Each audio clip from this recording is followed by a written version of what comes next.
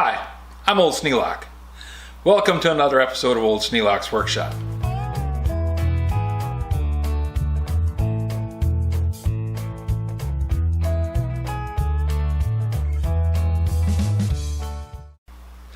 Today we're going to be drilling the holes for the bearings on the big grinder.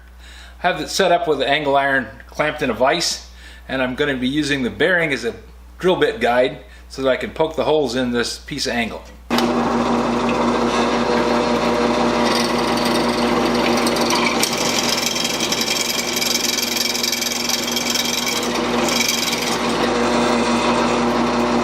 This is a nice drill press.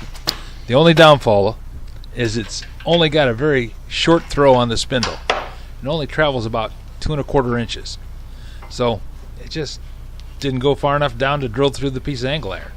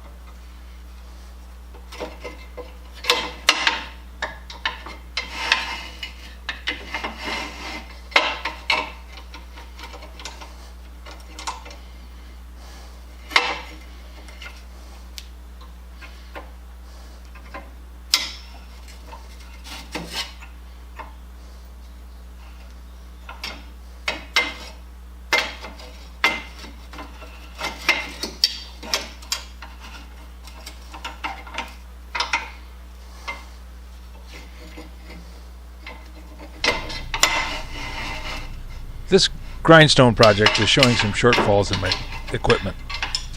I need to get some T-nuts on this table, and I need to make a better arrangement to clamp down the vise.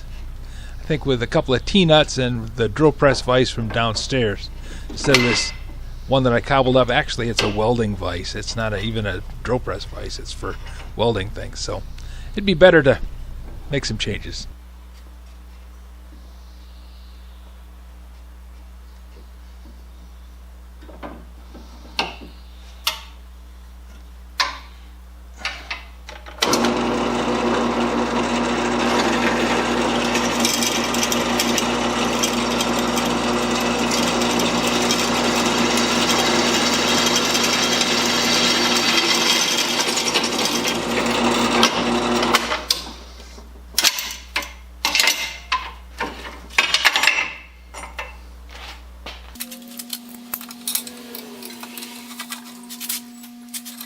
With the first rail drilled, it's time to do the second one. This one will go a lot faster.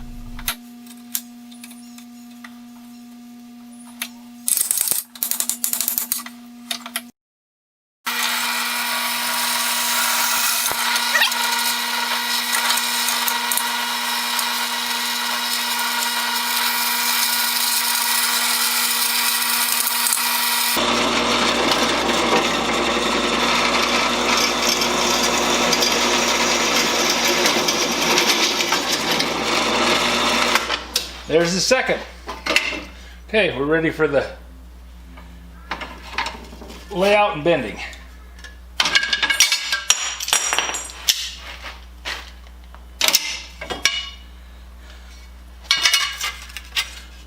Two of them drilled correctly. Yeah, opposite sides.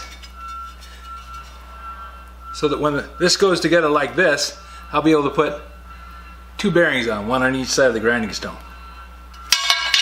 Coming along. The drilling operation is just easier if I do it before I do all the bending. So now that I have the holes drilled, I'll cut out the notches, get this bent, welded back together again, straight and square, and I'll be ready to mount the stone. Well, no, I still have to make the base, and the treadles, and the linkages, and the seat. Yeah, I got a bit to go. If you have any suggestions for a new video, questions about today's video, or any of the other videos on the channels, just drop a note in the comments. You know I read them all. Thanks for watching.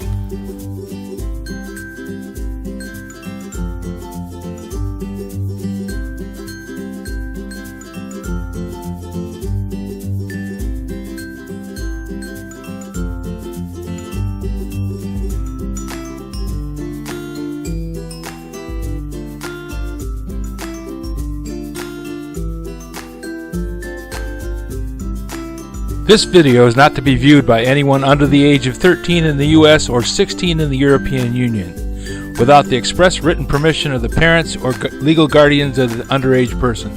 Such written permission must be on file at the local government entity in charge of enforcing the rules and regulations established by the FTC. Anyone violating these terms is admitting by default that they hold harmless the owners and operators of this channel. Any and all questions should be addressed to your local branch of the FTC.